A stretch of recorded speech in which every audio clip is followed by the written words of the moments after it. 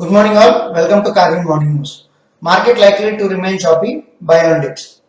Nifty opened with a gap up but gave up its gains and slipped towards the support area of 8200 and managed to bounce back and to close above 8150 levels, extending its gains for fifth consecutive session.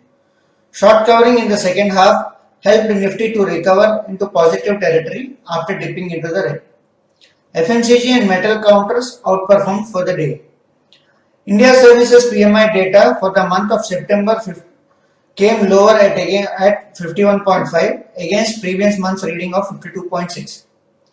Going ahead, Chinese markets will reopen on 8th October for trade after a long holiday. And domestically, the quarterly results shall trigger for stock-specific action. Technically, Nifty has broken out the resistance of 8100 on closing basis, which tends to show the short-term positive momentum is likely to continue. Going ahead, Nifty has immediate resistance at 8225, which is the gap area, followed by 8275 levels, while supports are placed at 8050 and 7980 levels.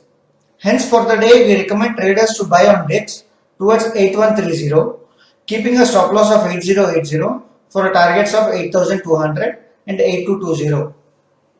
And on the option front, we are recommending to buy 8100 call option around 160, keeping a stop loss of 130 and look for a target of 200 and 220 for intraday.